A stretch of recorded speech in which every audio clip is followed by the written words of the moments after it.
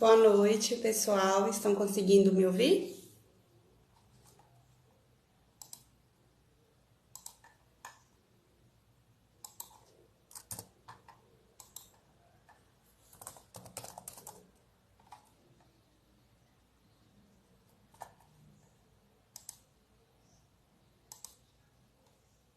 Boa noite.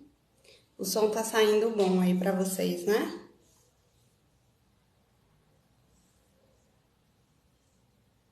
Ok, obrigado pelo retorno. Vamos esperar a nossa convidada chegar para a gente iniciar nosso bate-papo.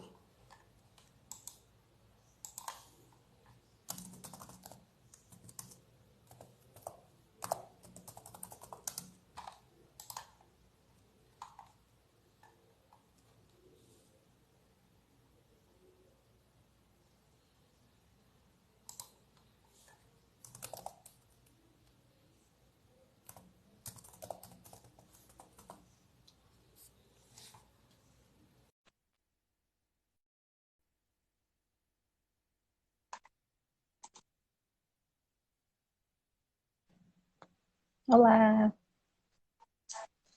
Boa noite, Nita. Tudo boa bem? noite. Estou tentando ajeitar aqui porque é no celular. Tem que Tranquilo. ser em pé, né?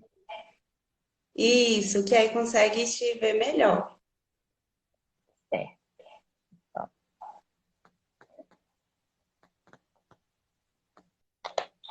pronto, acho que foi. Esperar só mais aí. Tá? Conseguiu? Conseguem Uhum. ouvir a Nita, pessoal? Dê um retorno aí para mim.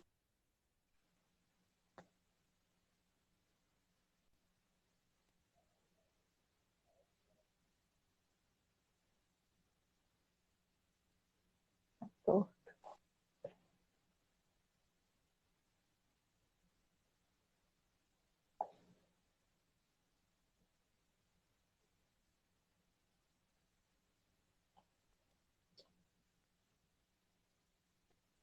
Aí ficou ótimo aí agora.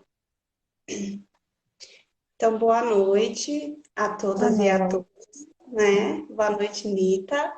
A gente continua com nessa segunda-feira, né, com a nossa programação da saúde mental de janeiro a janeiro. Nita, dê um oi aí para ver se o pessoal está conseguindo te ouvir Olá, bem. estão conseguindo me ouvir? Todos bem? Todos se cuidando? Tá ótimo. Deram um retorno aqui que conseguiu te ouvir. Então, hoje a gente vai discutir um pouquinho, né, sobre a pluralidade das mulheres indígenas em diálogo com a pluralidade da psicologia. Quero apresentar a nossa convidada, que é a Edilaise Vieira, mais conhecida como Nita Tuxá. Ela é indígena da etnia Tuxá, da aldeia mãe lá de Rodelas, Bahia. É psicóloga e conselheira também do Conselho Regional de Psicologia da 20ª Região do Amazonas e Roraima, né? E é membro também do GT de Psicologia e Povos Indígenas, mestra em Antropologia Social pela Universidade Federal de Roraima, especialista em saúde indígena pela Universidade Federal de São Paulo e membro também da Articulação Indígenas Psicólogos por uma Psicologia Pintada em Genipapo e Urupum. E é professora substituta do Instituto Insiquira, da Formação Conseguirá. Superior Indígena, Insiquirã, da É, Formação Superior Indígena da Universidade Federal de Roraima. Né? Seja bem-vinda. Eu vou obrigada. passar e vocês falam um pouquinho, né, sobre a temática e depois a gente abre para o diálogo, algumas perguntas que forem surgindo Certo. com Boa você. noite a todos e todas, né? Muito feliz que a live seja com você, Catiana, uma mulher negra, linda, né? De uma força muito bacana. Como você já me apresentou, eu me chamo Nita Tuxá, pertenço ao povo Tuxá da Bahia, mas alguns anos atrás, por causa de um casamento interétnico com o Baré do Alto Rio Negro, eu vim parar na região norte, né? Onde eu resido já há alguns anos. Já tenho uma filha que nasceu né, já é que a gente chama roraimada, né? Já nasceu em Roraima. Então eu tenho um pertencimento muito grande com o norte, claro, sem deixar de lado as minhas origens, que é a Bahia, do qual eu tenho grande orgulho, né? E significativo pertencimento ao meu povo Tuxá, que é um povo de luta e de grande visibilidade. E assim, quando eu recebi o convite, eu fiquei muito feliz, porque é uma oportunidade de estar mais perto de vocês, né? Que tudo parece tão longe, o norte, né? Do Nordeste. E Sim. poder ter esse lugar aqui, para mim, é de uma grande representatividade, receber esse convite, porque eu sou psicóloga, sou indígena, mas sou uma indígena do Nordeste, né?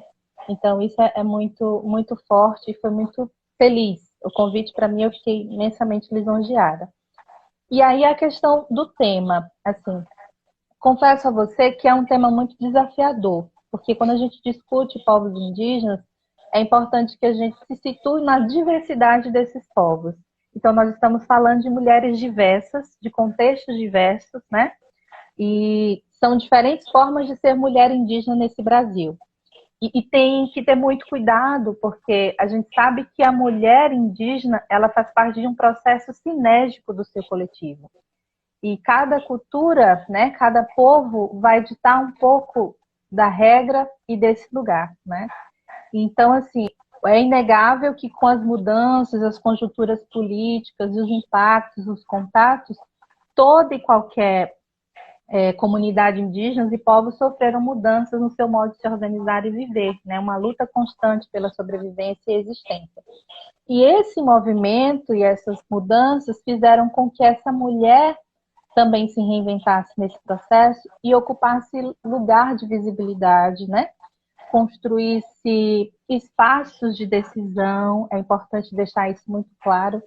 E assim, nós temos grandes referências de mulheres indígenas que estão aí na potência da luta, né? Nós temos a deputada Joênia Wapichana, a Sônia Guajajara, a Célia Chacriabá, enfim, que eu não vou nomear porque eu vou, né? São muitas.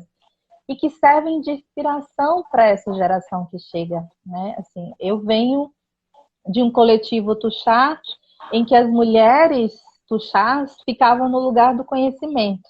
As mulheres cabiam o estudo, ser professora, né? E os homens eram do movimento político. E hoje a gente já vê uma lógica bem interessante, porque hoje as mulheres militam de igual, ou até mais, desculpe os parentes, né? Do que os homens, porque é um lugar diferente desse feminino, né? Eu costumo dizer que existe o universo feminino na aldeia, mas a mulher indígena é um universo dentro dessa aldeia, né? Ela se só é um universo que cabe diferentes conjunturas. Então a gente tem, se a gente for pensar aqui mapeando, e aí só tentando trazer um pouquinho desse lugar da mulher, é importante dizer que há décadas atrás, séculos atrás, no processo de colonização, o lugar da mulher indígena ficou muito no lugar da beleza exótica, vulnerável, frágil, e do lugar da violência, né? Assim, a literatura retrata isso, é importante pontuar aqui. A mulher indígena ficou nesse lugar da vulnerabilidade, da violência e da beleza exótica, né? E isso fez com que muitas dos meus ancestrais, das mulheres de luta, reivindicasse outros posicionamentos, que a beleza dela fosse enxergada de outra maneira. E eu digo a beleza de diferentes conjunturas, não digo só beleza física, mas a beleza de existir, de subjetivar, de se expressar naquele coletivo, de ser ouvida, né? Então, essas mulheres foram, ao longo dos ciclos geracionais, oportunizando espaço para mim, que depois eu vou oportunizar para minha filha oportuniza para a filha dela, né? Então, é a busca desse empoderamento e do protagonismo que a gente pensa, por exemplo, a luta hoje dessas mulheres indígenas em busca de políticas sociais, a defesa do território, né? A defesa de uma saúde de qualidade, a defesa da educação dentro da comunidade, porque a gente defende tanto a educação diferenciada, a atenção de uma saúde também diferenciada, né? Então, essas mulheres, dentro do seu campo do feminino, da sua afetividade e da sua força, elas vão buscando espaços de poder. E aí, espaços de poder em todos os sentidos, desde o seu núcleo interno ao seu núcleo macro de visibilidade, né? E aí, nesse espaço de poder, a terra tem sido o principal, vou usar a palavra espaço de luta, né? Que elas reivindicam esse direito do existir dos povos indígenas, porque a terra é a existência, é o território, eu falei da palavra subjetividade, é onde os povos indígenas podem se expressar, né, subjetivar, se organizar socialmente e expressar suas práticas culturais. Então, esse é um ponto muito interessante. E aí, quando a gente discute que há diferentes mulheres, diferentes formas de serem mulheres indígenas no Brasil, a gente logo chega à psicologia. Assim, eu nunca canso de dizer, porque é uma crítica que eu sempre faço. A minha formação em psicologia nunca me ofereceu a uma psicologia indígena, né? Nos meus 5 anos de formação, a pauta indígena era invisível, e acho que é um debate necessário para a gente fazer em dias atuais, dessa inclusão dos coletivos dentro da psicologia, né? Eu tinha que ter muito esforço para pegar campos teóricos que eu pudesse, de alguma forma, trazer para a realidade indígena, né? Então, essa é uma crítica que eu faço e ainda é um processo que a gente precisa desconstruir. E quando vocês propõem, por exemplo, saúde mental de janeiro a janeiro, e vocês propõem a pauta da saúde indígena, já é um diferencial, né? A gente tem um CRP da Bahia, com ricos povos tradicionais, locais, com ricas histórias para serem contadas, para que os profissionais conheçam essas diferentes realidades. Então, a gente já faz um marco diferencial desse processo que eu espero que vocês deem continuidade ao longo enfim, de todo o ano, de todas as ações, de todas as atuações, né? E aí, quando a gente pensa isso, a gente pensa que essa psicologia, ela tem que ser plural também, tem que ser psicologias para as diferentes formas dessas mulheres, né? E aí a gente discute o campo da psicologia enquanto um compromisso social.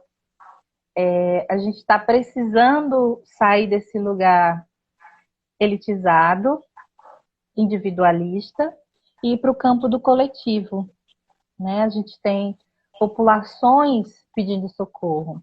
E aí que está a grandeza da possibilidade que a psicologia tem, de como ela pode se reinventar para trabalhar esse coletivo.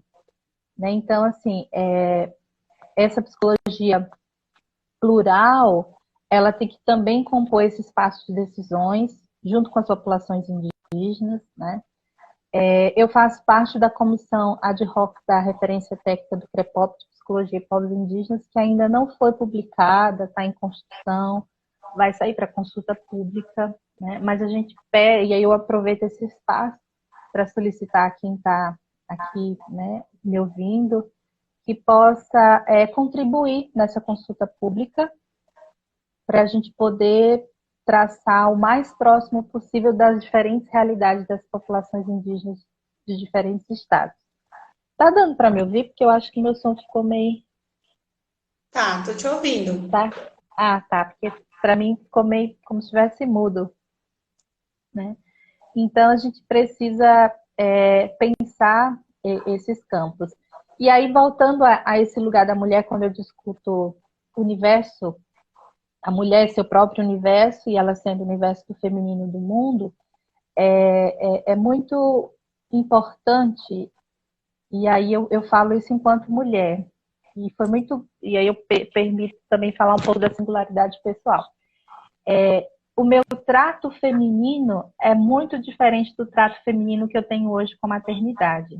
Assim, quando eu discuto esse espaço de poder, quando eu tive minha filha, o desejo desse espaço de poder foi muito maior, né? Por ela, a visibilidade, a militância, o desejo de que ela tenha perspectivas futuras melhores do que a minha mãe teve, do que a minha avó teve, do que a minha bisavó, do que eu tive, né?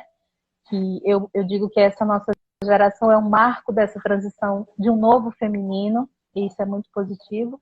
E o feminino nesse contexto também para os povos indígenas, né? Essa visibilidade de luta. Então, assim, eu vou só citar os diferentes espaços que essa mulher indígena ocupa dentro desse contexto, né? No imaginário social, a gente imagina a mulher indígena apenas com os afazeres domésticos. A responsabilidade dela é essa, né? No imaginário. Cuidar dos filhos, procriar, né? A teoria do procriar. E a gente esquece que essa mulher está nesse espaço de decisão que eu acabei de citar, na busca pela garantia de políticas públicas. Hoje a gente tem mulheres indígenas com associações, né? Criando grupos comunitários, a expressão do artesanato indígena. Olha esse quadro bonito, é minha irmã, vou falar dela aqui, a Eduarda Tuchá, ela que pinta. Então, a gente tem essa expressão na arte, na tecnologia, porque a gente acha que tecnologia é só computador, enfim. Tecnologia está nessa criatividade, nesses recursos que são usados diariamente, que são reinventados, né? Então, a gente tem uma mulher pulsando sabedoria. E além desse para dos afazeres, que eu não estou dizendo que não faz, não é isso, mas é uma mulher que tem um lugar de sabedoria. A gente tem as parteiras indígenas, as rezadeiras, as conselheiras, né? Mães que como eu coloquei para você, está num ciclo para poder oferecer ensinamento para sua filha, que vem de um outro processo geracional. Por muito tempo, as populações indígenas viveram esses conflitos geracionais, né? E a modernidade trouxe muito isso. A inserção da tecnologia dentro... Aí eu uso tecnologia mesmo enquanto ferramenta internet, acesso a celulares.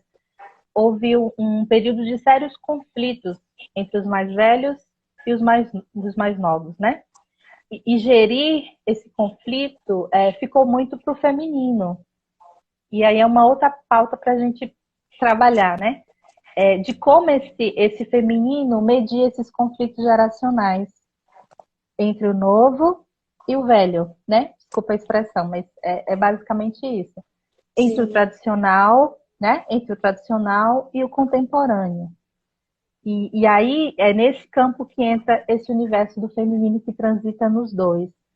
É ter o espaço de oferecer o tradicional e ter o espaço de poder viver também o aspecto da contemporaneidade, do que pode vir, do que pode ser oferecido, a perspectiva de futuro para si e para os seus pares, seu coletivo, né? Então, assim, eu acho que é basicamente isso. Não sei como é que vai funcionar, se a gente tem perguntas. É algo que eu acredito que possa ser muito mais de uma troca, né? Da gente, porque eu não posso trazer singularidades de cada povo, que aí eu, né? Enfim, como eu já disse, é diverso.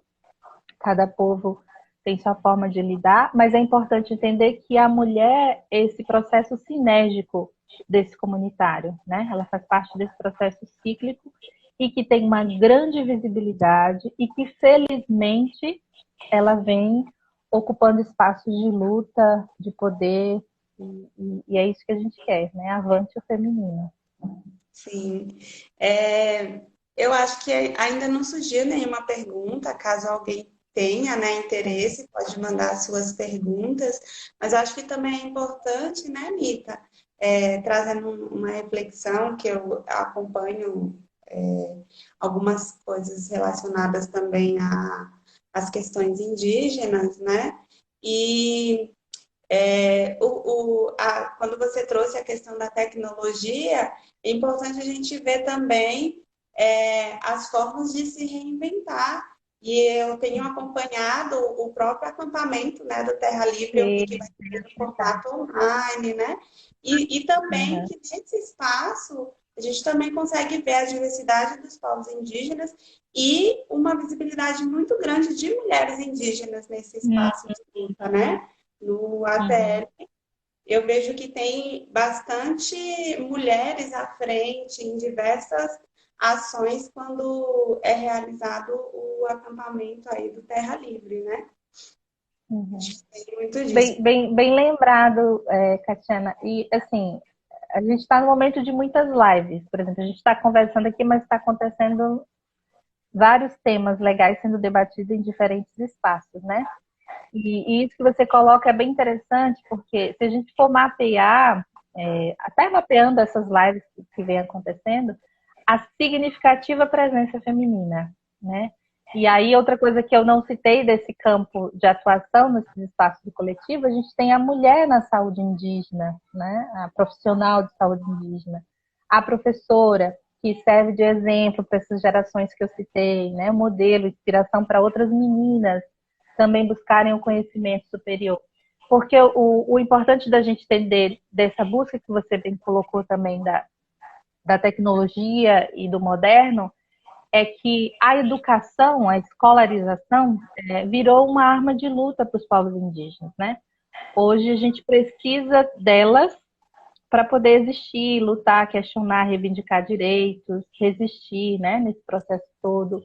Quando você cita o ATL, muitos parentes estavam angustiados porque não teria esse momento que é o ápice das nossas reivindicações e do momento em que a gente se reúne, né, de diferentes regiões se reúnem para debater os direitos comuns, né? Nessa rica diversidade também existe o que é de comum, que é o direito da existência e da garantia de políticas públicas. Então, a possibilidade de ter uma TL online é muito, muito interessante.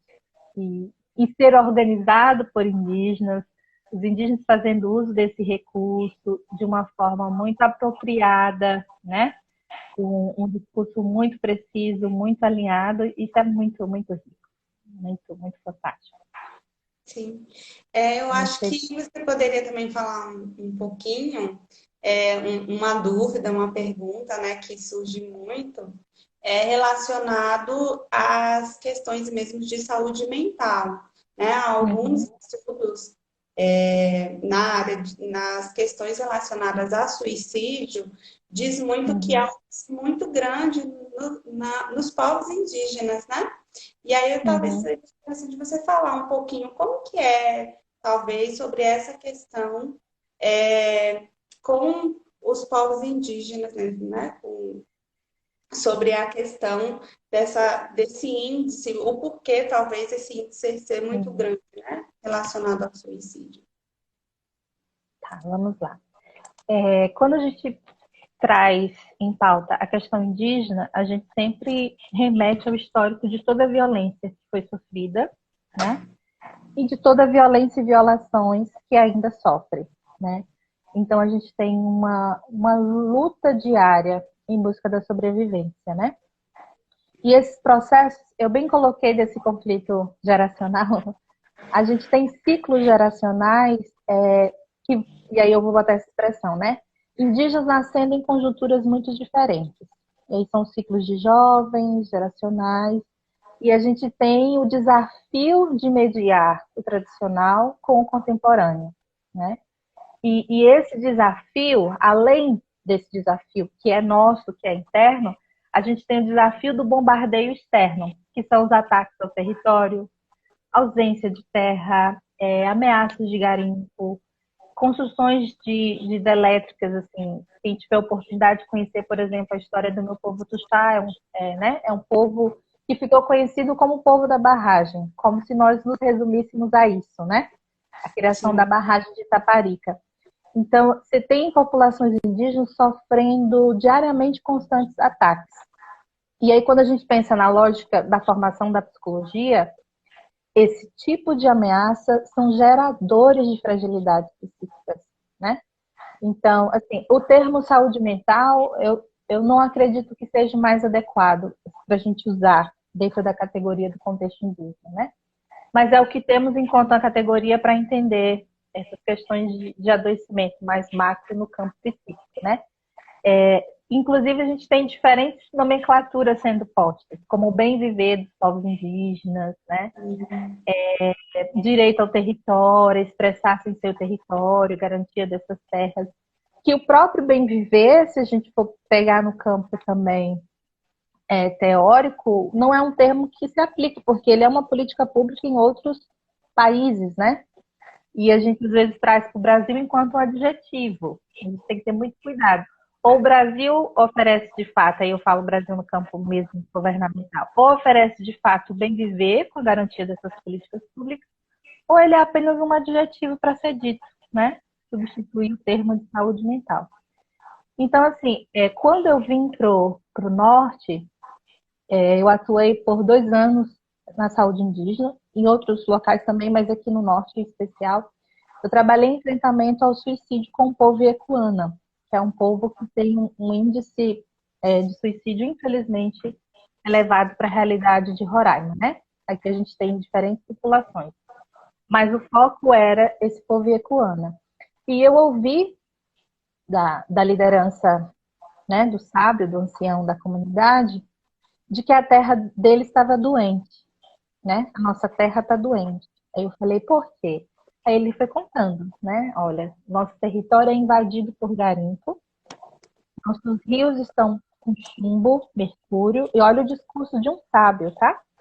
Nós temos um rio contaminado com chumbo, mercúrio, nós temos os jovens crescendo sem pertencimento e identidade, nesse conflito de ser indígena ou não ser indígena, que aí também é uma outra pauta bacana de discussão, de como esse jovem se reconhece nesse novo contexto, né? Do contato. Foi interessante porque hoje, quando eu pesquiso muito sobre isso, quando a gente vai fazer algumas pesquisas em relação aos adoecimentos mentais, né, de agravos de natureza mental, a gente vê que tem compostos químicos que de fato geram esses adoecimentos, né? A depressão, a ansiedade. E aí a gente já tem hoje no quadro da saúde indígena, em especial, eu estou citando porque é aqui, né, que eu conheço a realidade de Roraima, um número que nos assusta desses diagnósticos. Depressão, esquizofrenia, ansiedade, né?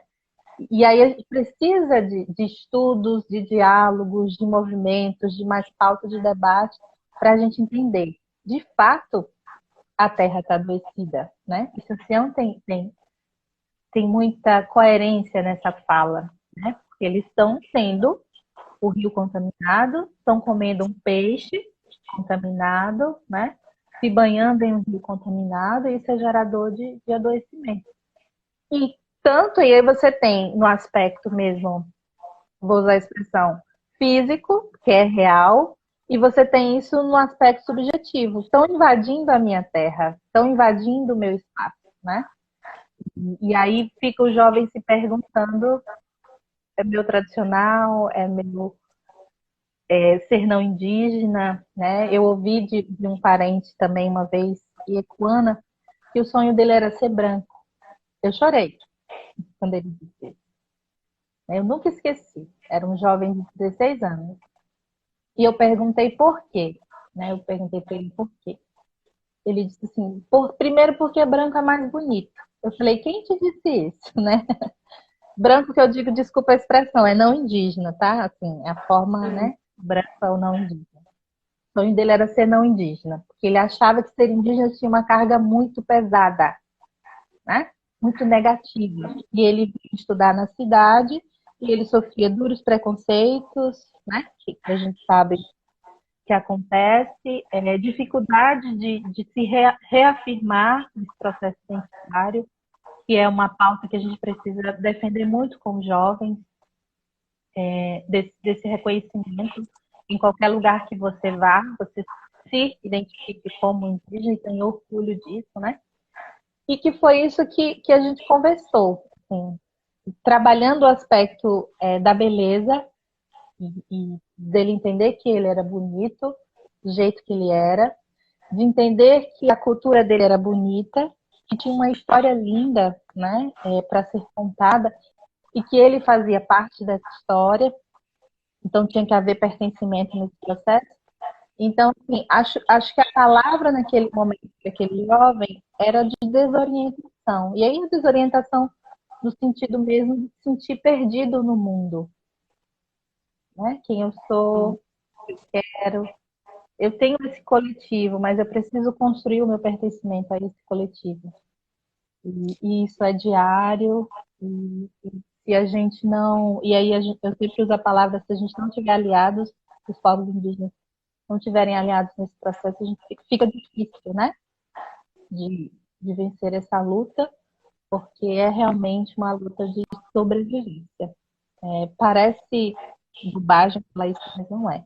É de sobrevivência, né? Para poder existir e existir sendo indígena, que é o mais importante, né? Na condição de indígena. Tem uma pergunta, Anitta, da Estevita Queiroz. Ela pergunta como que é a sua experiência, né?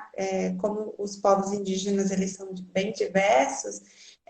Gostaria de saber como que é a sua experiência como indígena Tuxá, trabalhando com outro povo, ou os outros povos, né? Existe alguma diferenciação? É Super, igual, né? super. Uma boa pergunta. E aí me permita contar um pouco da história dessa experiência. Como eu falei, o povo do chá sofreu diferentes golpes, um deles foi a construção da hidrelétrica. Eu já cresci no novo contexto, né, em que a minha comunidade é separada da cidade apenas por cercas, demarcando aqui a área indígena e aqui não é terra indígena, né? Então, as memórias que eu tinha do meu povo por muito tempo, claro que isso mudou, mas era a memória do passado. Assim, por muito tempo, meu povo viveu e aí eu vou usar a expressão mesmo, uma depressão coletiva do passado. Assim, ficamos presos no passado. E isso paralisava algumas situações, né? E quem desconstruiu esse processo foi a juventude. A juventude, na busca desse processo identitário, trouxe vida, pulsão para os povos indígenas para resgatar esse pertencimento, né? Então, quando eu estava nesse contexto, o que eu percebia? Existia uma série de agravos do contato que prejudicavam esse ethos comunitário. Questão do alcoolismo, violência, conflitos entre os próprios parentes por falta de entendimento de alguns posicionamentos, porque havia interferência de não indígenas, né? Então, tinha uma coisa ali que era geradora, que eu acreditava de sofrimento, enfim. E aquilo me deixava questionamentos, né? E a psicologia poderia ser essa ciência, pesquisando, que poderia me oferecer essa possibilidade de uma leitura. E foi aí que eu fui buscar a psicologia. E aí, eu respondendo para chegar à resposta dessa pessoa, eu não vi na psicologia o que eu queria. E foi muito frustrante. Eu cheguei a questionar se eu continuava ou não, porque, né, não. Eu tinha um professor de psicanálise que debochava, ele dizia assim, e na tua aldeia tem complexo de Édipo, né? Ele ficava rindo, assim, tinha um quê de chacota, mas tentando provocar. E era bom porque ele me instigava a reinventar algumas coisas, tentando aproximar. E aí, enfim, nesse processo da formação, eu conheço o indígena Baré e eu não retorno para o meu povo Tuxá. Eu acabo vindo para a região norte, né? E aí, assim, o impacto, que de fato é uma outra realidade da população local, é onde concentra a maior, né, diversidade de povos indígenas, com a garantia de territórios, que é diferente quando a gente pensa o povo do Nordeste. Né? O povo do Nordeste foi o primeiro povo desse processo de colonização, o primeiro povo a sofrer esse impacto, esse contato perverso, a ter suas terras usurpadas, ocupadas, invadidas, né? Então, isso faz com que a trajetória dos indígenas do Nordeste seja diferente da trajetória dos indígenas do Norte. Então, eu fui trabalhar, como eu coloquei, no Dicei Yanomami, que assiste a população iecuana, Tanumã e Yanomami. E eu fui fazer era o meu primeiro trabalho como psicóloga, né? E eu precisava explicar. Primeiro que eu tinha barreira linguística, eu não falo Yanomami, aprendi pouquíssimas palavras. mas eu era a primeira psicóloga na realidade daquele distrito. É importante a gente falar sobre isso também, né? A inserção do profissional psicólogo na equipe disciplinar de saúde indígena é algo muito novo. A gente está caminhando nesse processo. Então, para muitos povos indígenas, ainda há uma interrogação sobre quem é esse profissional e o que ele faz. Naquele momento, o meu papel era de explicar para o grupo Sanomã, numa roda de conversa, o que é que um psicólogo fazia, né? E aí eu fui partindo do princípio do que eles já conheciam, achando que estava tudo certo. Bom, vou dizer para eles que eu não sou médica, não dou remédio, não dou injeção, né? Porque eles têm muito essa coisa da injeção, que a injeção cura, né? Enfim, não dou injeção, mas que eu posso conversar, posso ajudar, trabalhar questões sociais, enfim, fui tentando ir nesse viés. Ajudar, olha o que eu falei para eles, tentando na língua, né? Tentar tirar pensamento ruim da cabeça. Foi o que eu expliquei para eles, que era onde estava ocorrendo a maior predominância de suicídio. Então, eles ficaram super felizes e super curiosos, porque eu me apresentei como indígena e levei fotos. Sempre onde eu vou, eu levo, eles ficam muito felizes, né? Gostam de conhecer a outra realidade. E eu fui para o Polo Base, que é onde fica a equipe disciplinar, e no final da tarde, o AIS, que é o Agente Indígena de Saúde, ele me chama nesse Polo Base, dizendo que tinha uma indígena que precisava de mim. Eu achei estranho, o enfermeiro também achou estranho. Mas nós fomos, a gente achou que era para fazer uma escuta, um atendimento, né? Quando eu cheguei lá, a indígena estava em transe, que para a cultura deles era um transe espiritual, né? E aí ele disse assim, agora você vai fazer chabore, né? Chabore é uma prática ritualística de cuidado espiritual que um xamã faz, né? Enfim, que um líder, vou usar a palavra religioso, dentro daquela comunidade faz, que é o xamã. E eles chamam de chabore. Fazer a pagelança é o chabore. E aí eu ri, eu achei que ele estava brincando, né? Eu disse, não, eu não faço chabore. Você disse que faz sim.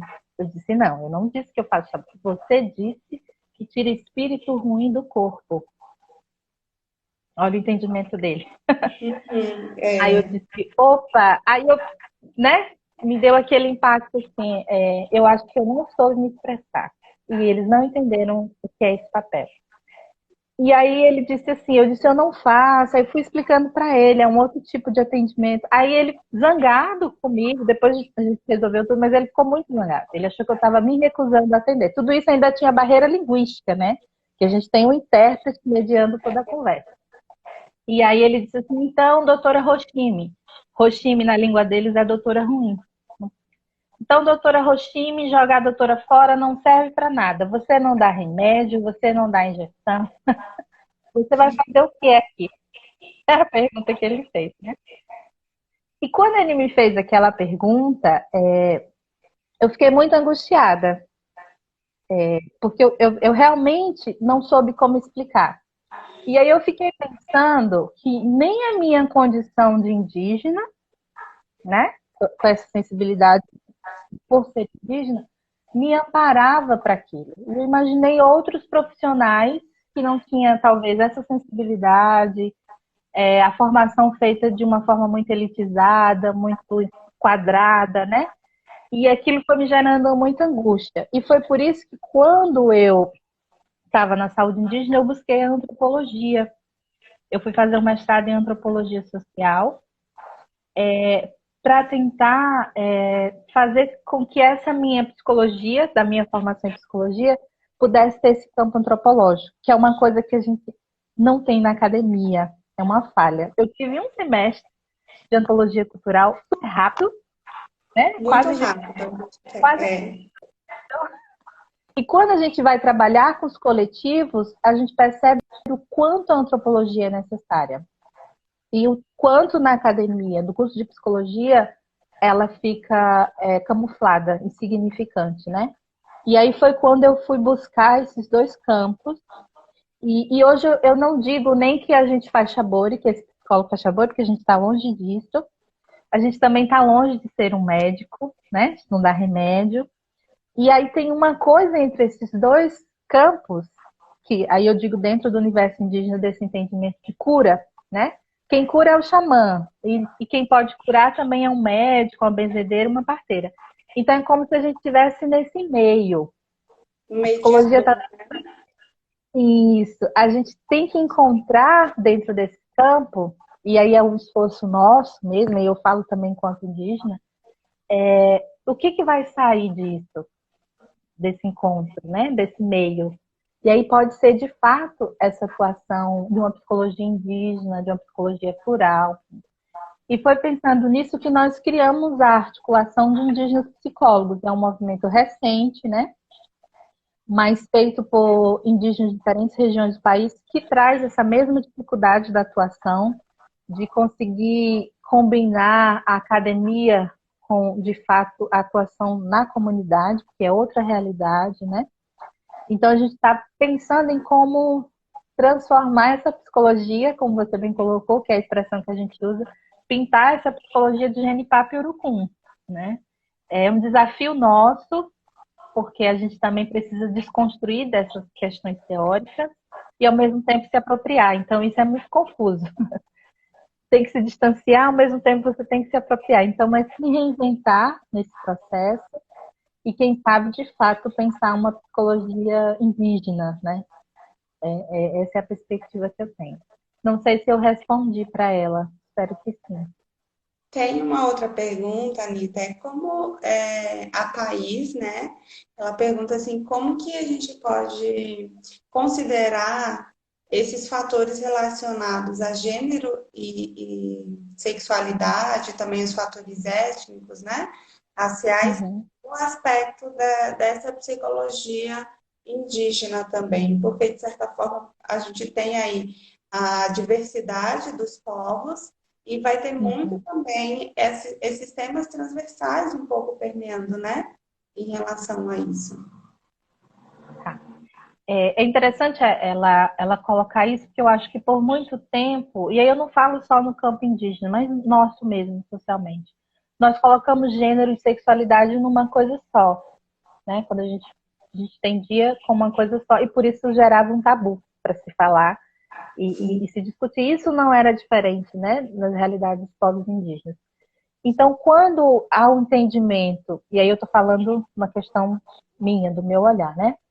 Quando há um entendimento desse contato, e aí eu vou usar a palavra confronto, desse confronto, do entendimento de quem sou eu, de quem é o outro, da alteridade, da estranheza, tem-se a oportunidade dos indígenas também se enxergarem nesse processo de gênero e de sexualidade, né? Assim, não é que não se enxergavam, existia, mas aí eu digo enquanto categoria, né? A gente fala gênero é uma categoria não indígena, sexualidade é uma categoria não indígena. Então, deles se enxergarem nesse processo. E aí você tem um jovem hoje, nesse contexto contemporâneo, que tem contato às mídias, às redes sociais, tem questionamentos que leva para o seu coletivo, para o seu contexto comunitário, né? E essas lideranças precisam estar atenadas a todo esse processo. E aí tem uma coisa muito interessante que eu vou falar para Thaís, porque eu não tenho propriedade para falar sobre isso, mas existe parentes que trabalham exatamente essa temática de gênero e sexualidade, né? Inclusive trazendo também a pauta LGBT dentro do contexto indígena, que é algo que ainda é delicado, porque eu vou dizer que é delicado. E aí é um olhar mais crítico que eu tenho. Nós temos muitas comunidades indígenas que tiveram interferências religiosas, né? Que todo mundo sabe disso, a colonização passou por isso. Então a gente tem conflitos de princípios dentro desse contexto do expressar sexualidade no sentido afetivo mesmo, né? Do direito de falar, de se expressar, de se objetivar, a gente já tem barreiras, que aí você tem outras interferências religiosas, evangélicas, enfim, diferentes, né? Não estou dizendo só evangélicas, e de alguma forma inibe essa expressão, né? Esse entendimento. E aí, quando você põe a mulher indígena, que foi a temática que a gente trouxe aqui, e aí o gênero, né? No entendimento do empoderamento, essas mulheres têm o grande desafio de permitir às gerações que chegam o processo da subjetividade, de viver essa sexualidade de uma forma saudável, mediando, como eu bem coloco, porque isso é muito importante para os povos indígenas, mediando o tradicional com o contemporâneo, né, com o que vem chegando. E é o grande desafio desse processo, né? Tem uma Thaís, outra. depois, se você quiser botar uma mensagem, eu posso passar alguns contatos para você pesquisar sobre a temática, se tiver curiosidade, tá? Fala para ela aí. Ela tá ouvindo, né? Aproveitando que a gente falou já mais relacionado, né, à mulher e tudo, a Estevita, ela também perguntou sobre a questão como que é esse contexto de violência às mulheres na comunidade. Tem muito, não tem, a questão da cultura, ela também acaba permeando um pouco sobre isso, como que fica? Tá. Isso é interessante. E aí, infelizmente, alguns povos indígenas são vistos nesse lugar de violência, né? Existe já uma série de publicações pautando na violência doméstica em contexto indígena. Eu gosto muito de frisar voltando ao contato das interferências que sofreram. E um dos fatores dessa violência é o uso abusivo do álcool, né? Quando você tem algum contexto, e aí eu estou falando pelas experiências que eu tenho, não posso falar do todo, já que a gente considera a diversidade. Quando você tem atrelado uma violência doméstica contra a mulher, você vai ter sempre o agravante do álcool, pelo menos nas realidades que eu trabalho, né? O uso abusivo desse álcool, gerador de conflito, que gera um tipo de violência, né? Que aí é uma outra coisa que a gente precisa trabalhar na pauta do bem viver e da saúde mental dos povos indígenas, que caberia uma outra live só para debater como esse álcool industrializado, não indígena, tem impactado a organização social, né, das comunidades. Então, assim, não vou dizer que não existe, né? Assim, existe. Claro que é num quantitativo menor, mas ele existe dentro de contextos de conflitos muito específicos, como eu citei, de um uso abusivo de uma substância ou de algum outro tipo de situação que diga respeito a uma interferência, né? Desse choque do tradicional com o contemporâneo. Sim. Nita, você está recebendo vários elogios, né? O pessoal está super adorando o seu papo, né? Suas explicações, assim, várias informações aqui para a gente muito importante, né, enquanto profissional que atua e conhecer um pouco mais. Algumas temáticas que você citou, a gente já realizou algumas lives anteriores, né, para falar, então já falamos do bem viver, falamos como é o trabalho desse psicólogo indígena no IDSEI, né? E cada live a gente aprende um pouco mais sobre a atuação do psicólogo, mas também não só a atuação desse profissional, mas a gente também conhece um pouco mais sobre esse aspecto mesmo da cultura indígena, de como lidar com essas questões e como você pontuou, né? Na nossa formação, o que talvez se aproxime essa lacuna, né? A antropologia, mesmo assim, em algumas faculdades, talvez não chegue muitas informações para que pudesse ser um tema um pouco transversal, auxiliar esse profissional, né? E, de fato, existe uma lacuna muito grande sobre o debate sobre a psicologia indígena, né? No aspecto indígena mesmo. E a gente que agradece muito, né? Eu acho que aí você pode falar um pouquinho mais sobre. A gente já está quase indo para o finalzinho da nossa live. Aí você pode deixar aí as suas dicas, né? Sugestões, né? Para o pessoal sobre essa questão da atuação. né? E o quanto é importante a gente falar sobre o papel dessa mulher indígena, né? Enquanto E, na contemporaneidade isso é importante nesse espaço, não só da formação, que nem você trouxe maravilhosamente bem uhum, aí na sua fala, sobre os espaços que essa mulher indígena tem ocupado recentemente, né? uhum, certo. Eu não sei se está dando para ouvir, mas minha filha está desesperada aqui batendo na porta.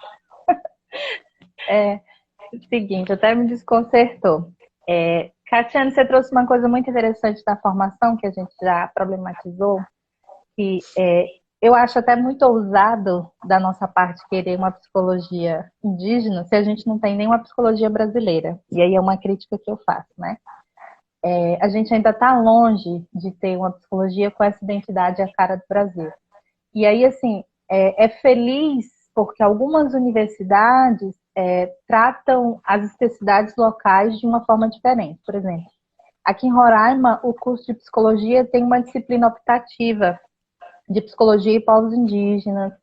O FPA do Pará tem uma de saúde indígena, né? Mas é optativa, né? Então, se a gente pensa, por exemplo, a realidade da Bahia, né, do Nordeste, de um modo geral, por que não contemplar nesse currículo acadêmico o histórico desses coletivos dentro dessa psicologia? Porque esses coletivos, mesmo que não vá enquanto coletivo, mas é esse sujeito que vai para uma clínica com toda essa bagagem histórica de violações de direitos, né? Então ele chega na clínica com uma carga grande de todo esse processo histórico e que a gente precisa conhecer para enfrentar, para trabalhar, né? E aí, assim, então, quando a gente pensa essa psicologia indígena, é querendo construir com quem está aqui ouvindo mesmo. E alguém que já tem a sensibilidade de entender a necessidade dessa pauta, que no seu fazer profissional já tem um olhar diferenciado, né?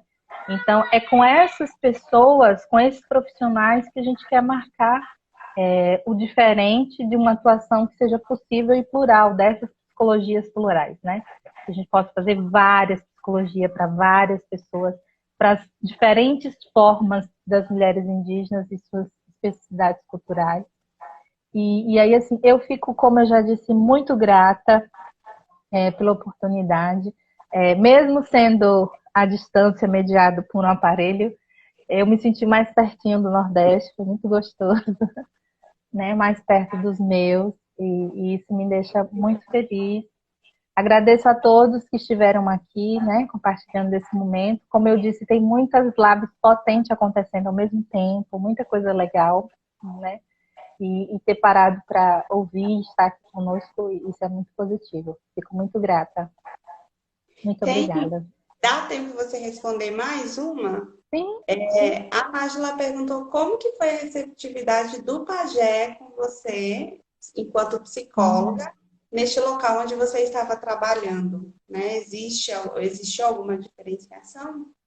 Alguma resistência, né? É, Nájila, uma boa pergunta. Eu sempre gosto, quando eu fui buscar a antropologia, eu fui pensando nessa perspectiva desse lugar, né? Porque quando a gente pensa a lógica comunitária, cada pessoa tem o seu papel para a sinergia daquele grupo, daquele coletivo, né? Então, quando chega alguém com um tipo de saber que é diferente, é estranho, se não indígenas não sabem ainda o que é o papel de um psicólogo, vocês imaginem os indígenas, né? O que é o psicólogo? O que ele faz? Para que serve? Então, uma das coisas que a antropologia me ofereceu foi a oportunidade do entendimento que eu vivi na minha comunidade, né? Lá com os Tuxás, que é o entendimento do que é do indígena e do que é do branco, do não indígena. Então, existem doenças e fragilidades emocionais que os indígenas classificam como doença de branco, né? Do não indígena, do contato.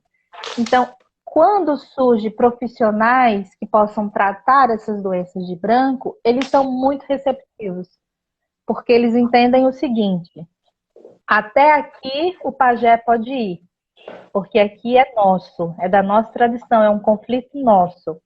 Mas passou dali, isso aí foi da interferência do branco. Então vai ter que vir alguém para cuidar. Então, eles aceitam um tipo de cuidado externo, né? Isso é muito claro, assim, se ela tiver a oportunidade, depois de ler as literaturas, existem alguns termos da antropologia que discute muito isso, que é a intermedicalidade, que é a forma em que os indígenas vêm se apropriando do modelo biomédico como uma estratégia de luta e sobrevivência. Ok, a gente está entendendo, é só um exemplo, né? A gente está entendendo que o álcool é um problema dentro da minha comunidade, né? Vou usar isso. O pajé sozinho e os líderes daquela comunidade não estão dando conta. Então, aí eles pensam, a gente começa a pensar na necessidade de que os não indígenas possam nos ajudar nesse processo. Então, eles permitem que os não indígenas possam construir junto com eles a possibilidade de enfrentamento dessas adversidades, enfim. Então, nas experiências que eu tive, a aceitação foi muito positiva. E tem sido quando eu ouço de outros parentes também, de profissionais da saúde indígena. Tem sido um acolhimento muito importante. Agora, tem uma coisa interessante que eu estava contando da minha primeira experiência. Quando eu entrei na equipe multidisciplinar de saúde indígena, os próprios profissionais não entendiam por que um psicólogo para os indígenas, né?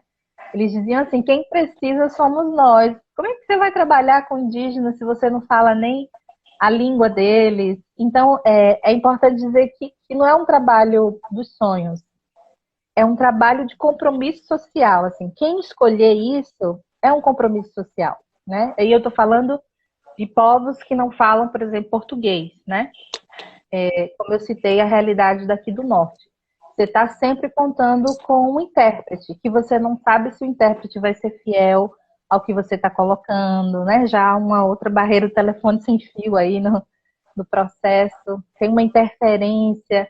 Às vezes às vezes eu ia realizar uma escuta e o intérprete vinha, algum jovem não se sentia confortável com a presença dele. Então, enfim, existe barreiras nesse processo que tudo isso a gente tem que levar em consideração para pensar esse trabalho. E quando eu estava trabalhando em Amaris, com os Sanumãs, o trabalho só aconteceu quando eu fiz parte do dia a dia da comunidade. Eu deixei de lado técnicas, regras e fui compor o coletivo. Sentar, tomar o chibezinho, chibé é a farinha, né? Com água, comer um peixe, comer uma caça e bater um papo. E aí o vínculo foi acontecendo e as construções de cuidados também puderam acontecer. Porque à medida que eu me vinculava com eles sentiam a confiança de compartilhar coisas que era da dinâmica do coletivo, que era da dinâmica da família, quando a gente pensava em alguma situação de algum jovem com a fragilidade emocional, né? Então, coisas que talvez eles não contariam para o estanque, isso é uma coisa muito interessante, a construção do vínculo, ela é primordial, e a gente sabe disso, seja na clínica, seja em qualquer espaço, e não é diferente do contexto indígena. Os indígenas precisam primeiro entender para que você veio, né? E se eu posso realmente contar com você. Você é um aliado? Ou você é mais um que vem aqui usurpar a minha história, me violar? Então, tem um processo que é de alerta mesmo, de cuidado que as comunidades indígenas precisam ter, já que sofreram por muito tempo violências, enfim, né? Uma série de mazelas. Tem até um comentário aqui falando assim que compreendi aqui esse profissional que vai terminar com determinado povo, ele tinha que saber a cultura e também dominar a língua, né? E eu acho que quando da língua a gente tenta, mas são muitos troncos linguísticos que para conhecer todos, pode até conhecer, mas falar todos, acho que existe um aprendizado, né?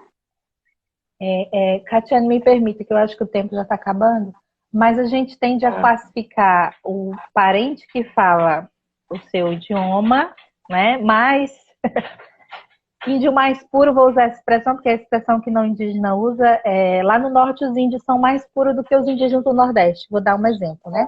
Faltam 5 segundos, fica aí eu retorno.